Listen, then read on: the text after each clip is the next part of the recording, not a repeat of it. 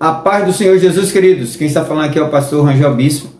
E eu vou estar nesse dia comentando a segunda lição do primeiro trimestre de 2023, com o tema O Avivamento no Antigo Testamento. Você que não assistiu a primeira, foi uma aula sobre o avivamento espiritual, uma aula introdutória para esse trimestre que vai ser uma bênção em nome de Jesus. Se você não assistiu, vai lá assistir, porque você vai adquirir já conhecimento para assim poder entender essa também segunda aula. Amém? Vamos orar? Deus Todo-Poderoso, Criador do céu e da terra, o Deus que está acima de tudo e de todos. Senhor, aviva a Tua obra. Meu Deus, em nome de Jesus, que haja nesse tempo, nesse ano de 2023, um grande avivamento. Meu Deus, a começar de mim, a começar da Tua igreja e realmente impactar a nossa nação brasileira, em nome de Jesus. Amém e graças a Deus. Lição 2, 8 de janeiro de 2023. O avivamento no Antigo Testamento. Texto áureo: então disse, eis que eu faço um concerto. Farei diante de todo o teu povo maravilhas que nunca foram feitas em toda a terra, nem entre gente alguma. Êxodo capítulo 34, versículo 10, parte A. Verdade prática. A Bíblia revela que Deus responde o seu povo com muitos avivamentos como resposta às orações e súplicas. Leitura bíblica em classe se encontra em 2 Crônicas capítulo 34, versículo 29 ao versículo 33. Será uma lição abençoada, fica até o final. Introdução. Houve momentos em que o povo israelita deixou-se levar por prática estranha que provocaram a ira de Deus e, consequentemente, punição da nação.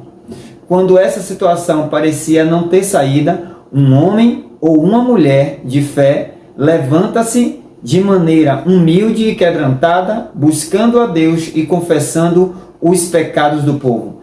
Então o Altíssimo ouvia as orações e enviava do céu um avivamento como chuva seródia. Registros como esse, no Antigo Testamento, fundamentam o ensino desta lição. Palavras-chave: Antigo Testamento. A Bíblia contém 66 livros. Ela é dividida em Antigo Testamento e Novo Testamento. O Antigo Testamento tem 39 livros, o Novo contém 27 livros. Então, nós iremos falar nessa lição sobre o Antigo Testamento, o avivamento no Antigo Testamento. Tópico 1.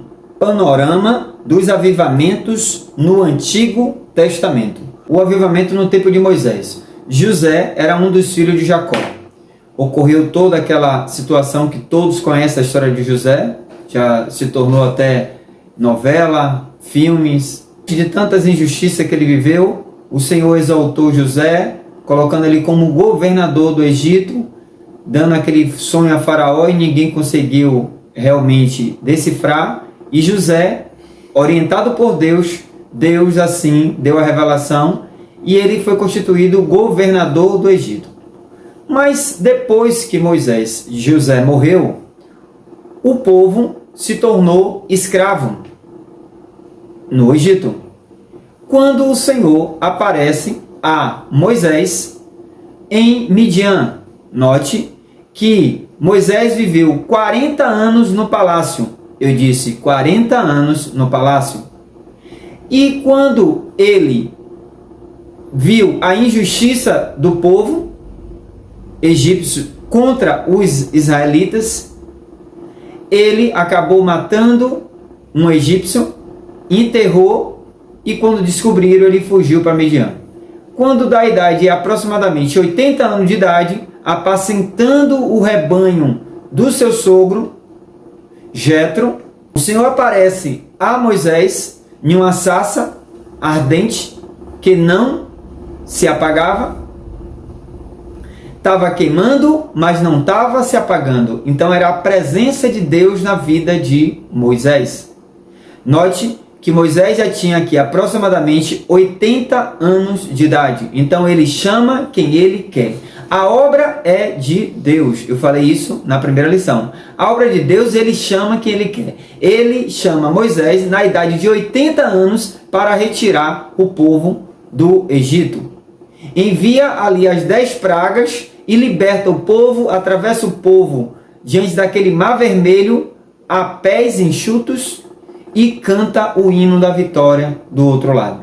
Então Deus, ele faz um avivamento quando, na verdade, o povo começa a clamar. E aqueles israelitas que estavam presos no Egito, estavam clamando por misericórdia, clamando ao seu Deus, e o Senhor ouviu as orações e o Senhor realmente libertou o povo do Egito.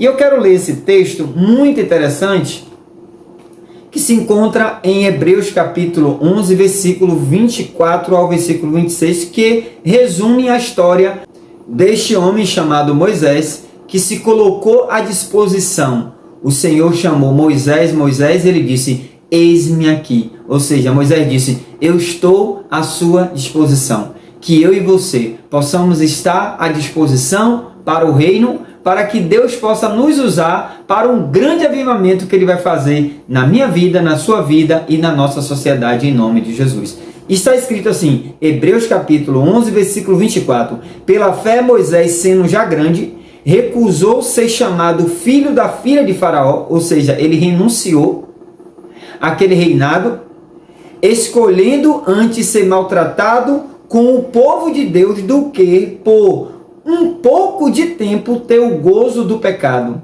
tendo por maiores riquezas o vitupério de Cristo do que os tesouros do Egito, porque tinha em vista a recompensa. E Moisés recusou ser chamado filho da filha de Faraó. Ele iria ser o sucessor daquele grande reinado, daqueles grandes tesouros e daqueles grandes impérios. Mas Moisés renunciou. E eu também. Eu renunciei palácio, renunciei ouro para estar fazendo a obra de Deus. E não me arrependo. E se Deus lhe chamar também, não se arrependa, porque coisas grandes Deus tem para fazer através da minha vida e através da sua vida. Só basta você falar: Senhor, eis-me aqui, usa-me. Que Deus possa te usar, e que Deus possa me usar, e que Deus possa nos usar para esse grande avivamento.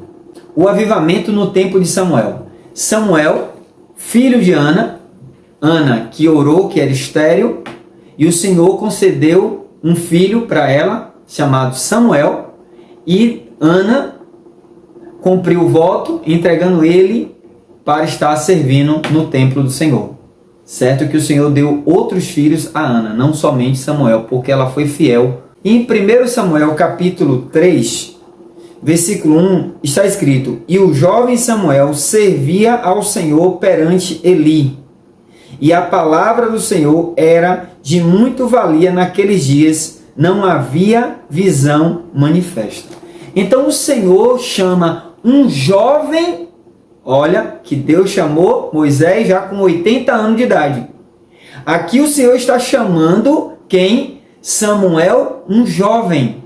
Então, a obra é de Deus, Ele chama quem Ele quer. Se Ele te chamou, não diga não, diga eis-me aqui. E Samuel presenciou as aberrações, a idolatria, a prostituição que estava acontecendo dentro da casa do Senhor. E o Senhor, em uma visão, à noite, chama ele Samuel, Samuel. E, naquele momento, ele recebe a revelação de Deus e entrega essa visão a quem? Essa profecia a Eli, a maior autoridade da época.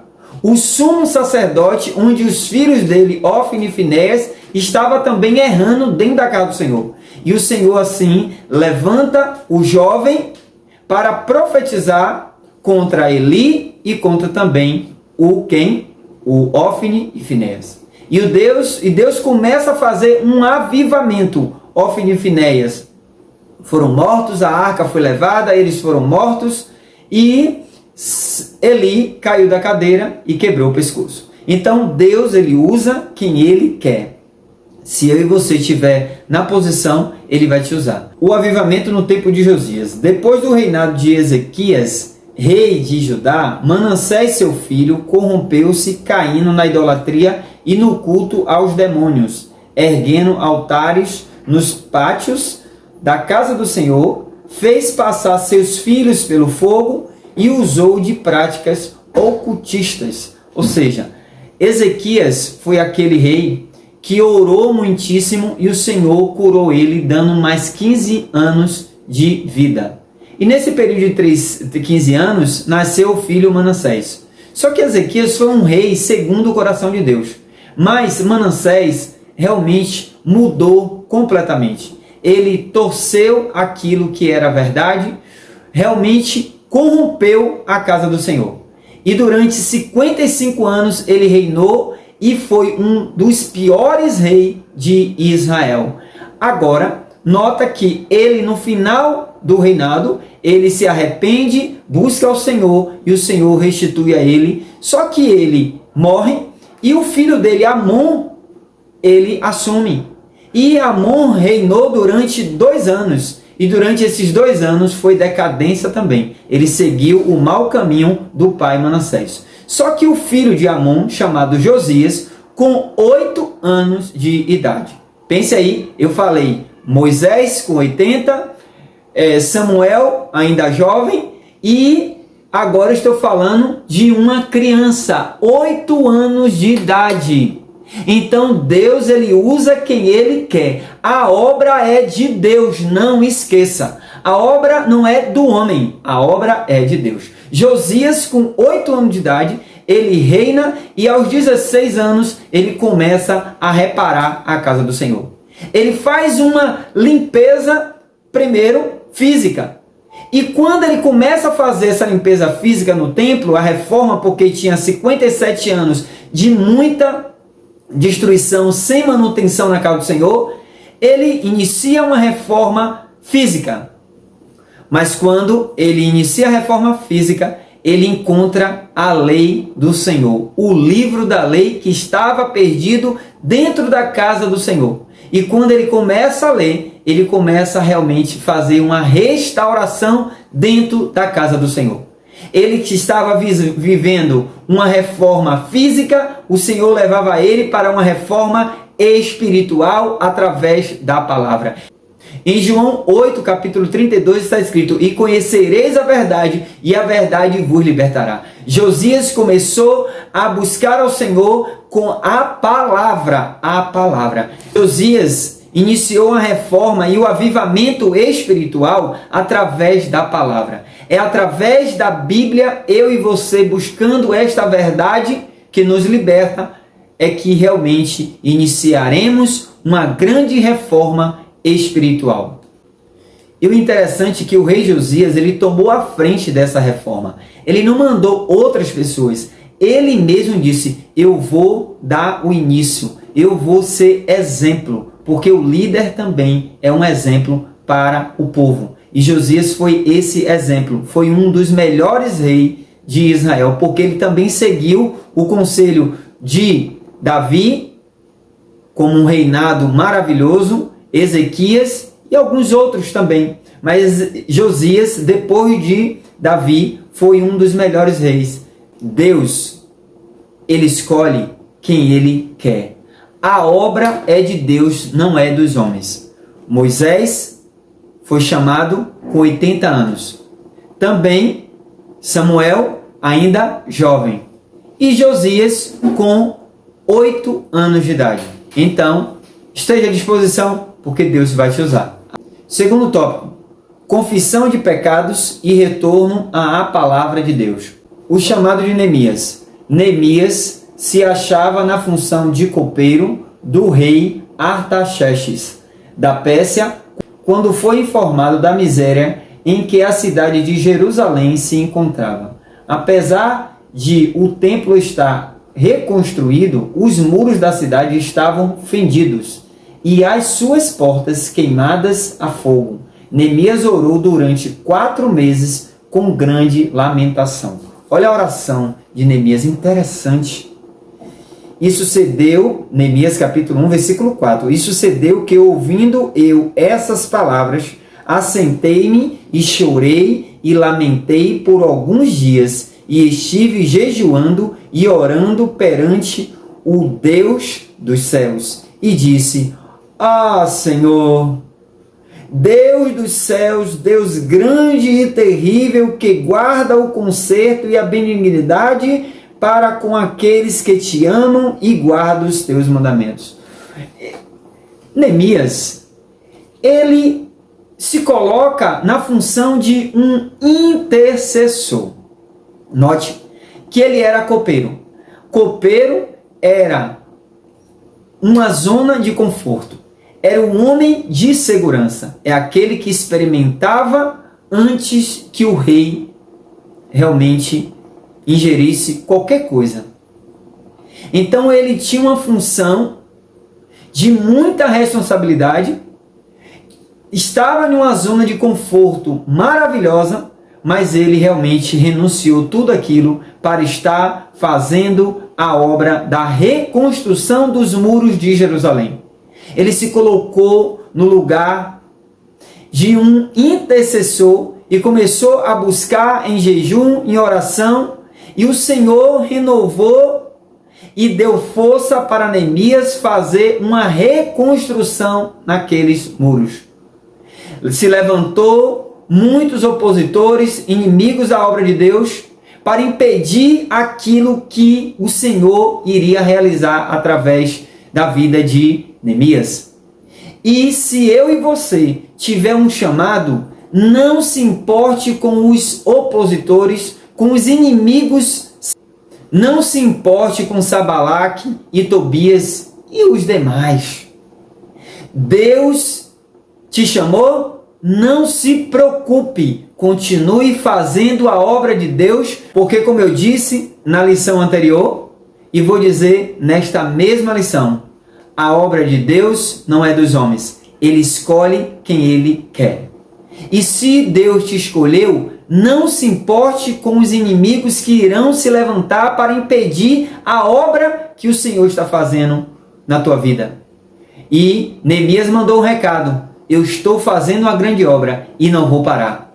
Você está fazendo uma grande obra? Então, diga para aqueles que vão te perseguir: eu estou fazendo a obra de Deus e não vou parar. Eu, pastor Rangel, estou fazendo a obra de Deus e não vou parar, porque a obra é de Deus, não é dos homens. E continue nessa disposição. Saia da sua zona de conforto e faça aquilo que o Senhor mandar você fazer. Amém? O avivamento pelo ensino. No tempo de Neemias, o ensino da palavra de Deus foi uma marca que precedeu o avivamento.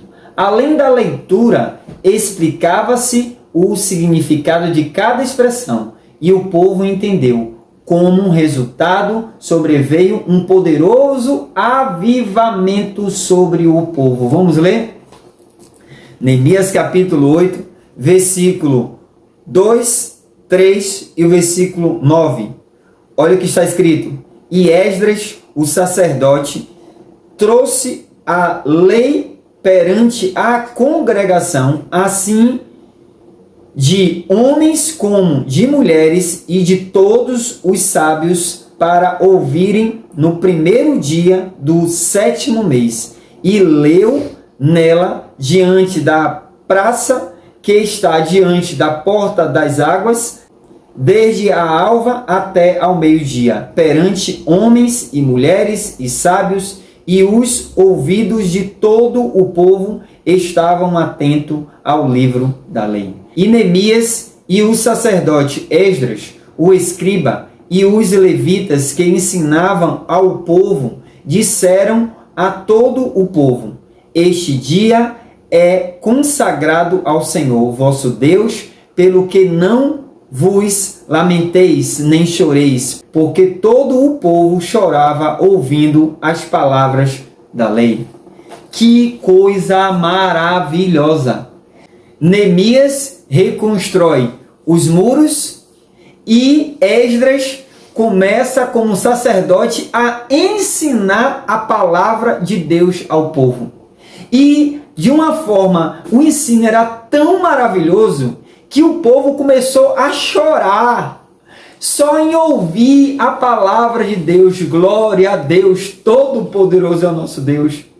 É interessante, isso fala sobre um culto de ensino, um culto de doutrina, onde leva as pessoas a amar a Bíblia, a realmente entender a Bíblia. Eles se dedicavam na leitura para poder explicar de uma forma muito sábia e muito fácil para que todos pudessem compreender. Homens, mulheres, sábios, todos estavam convocados para ouvir a palavra de Deus. E naquele grande culto de doutrina, muitos começavam a chorar só em ouvir aqueles ensinamentos. Tópico 3. O avivamento e a palavra de Deus. A palavra de Deus corrige. No Novo Testamento há um padrão de culto a Deus de decência e ordem. Como diz o apóstolo Paulo: que fareis, pois, irmãos, quando vos ajuntais, cada um de vós tem salmo, tem doutrina, tem revelação, tem língua, tem interpretação, faça-se tudo para edificação. 1 Coríntios, capítulo 14, versículo 26. Aqui há uma orientação para um culto avivado de acordo com a palavra de Deus. Nesse culto, Deus pode enviar um avivamento genuíno como resposta ao quebrantamento espiritual e às orações do povo de Deus. Eu sou pastor da Igreja Evangélica Assembleia de Deus, Ministério Amo a Bíblia. Baseado no Salmo 119, versículo 97, que está escrito: ó quanto amo a tua lei, é a minha meditação em todo o dia. Então, eu prezo no ensinamento para que as ovelhas do Senhor, porque as ovelhas não são minhas, as ovelhas é do Senhor. Ele me confiou para eu cuidar do rebanho de Deus. É um privilégio e uma grande responsabilidade. Então eu prezo muito em ensinar as ovelhas de Deus a amar a Bíblia, a realmente ter esse amor de verdade, não só de palavras, mas de atitudes. Prezo o culto de doutrina, os ensinamentos da palavra de Deus, porque também em Atos capítulo 2, versículo 42, está escrito: e perseveravam na doutrina dos apóstolos. Ou seja, os apóstolos perseveravam na doutrina de quem? De Jesus Cristo. Jesus Cristo ensinou, eles perseveravam e houve um grande avivamento porque perseveravam na doutrina. E que eu e você possamos estar perseverando nessa doutrina, amando essa Bíblia, que é a palavra de Deus. Em 2 Timóteo, capítulo 3, versículo 16, está escrito: toda escritura divinamente inspirada é proveitosa para ensinar, para redarguir, para corrigir, para instruir em justiça, para que o homem de Deus seja perfeito e perfeitamente instruído para toda boa obra. Então, é através do ensinamento da palavra de Deus que realmente iremos buscar a perfeição a cada dia. Leia a Bíblia, ame a Bíblia, porque se você não lê a Bíblia, você pode ser enganado. Como eu, pastor Rangel, bispo, sempre falo: manda quem pode, obedece quem não lê a Bíblia. Vou repetir: manda quem pode, obedece quem não lê a Bíblia. Se você não lê a Bíblia, você vai ser enganado. Quando não conhecemos a verdade, que é a palavra de Deus, muitas vezes somos enganados pelos homens. E a obra é de Deus. Você precisa amar essa Bíblia para se libertar de muitos erros. Cuidado com o formalismo. Com o formalismo, queremos dizer a respeito do que é formal, metódico e rigoroso. É verdade que não é errado observar regras, preceitos e métodos. No entanto, o formalismo assume uma característica negativa quando o cuidado e o zelo pelo que é formal sobrepõe a necessidade espiritual da igreja. Então, podemos verificar que existe muito formalismo realmente, uma liturgia muitas vezes engessada, Podemos ver também muitos costumes de homens, proibições de homens e não doutrina, muito costumes e pouca doutrina, infelizmente. Também a teologia da prosperidade, substituindo a doutrina, que é a palavra de Deus. Também muitos louvores e pouca palavra. Se você prestar atenção, muitas igrejas, poucas luzes, escura, uma luz somente para aquele que está lendo.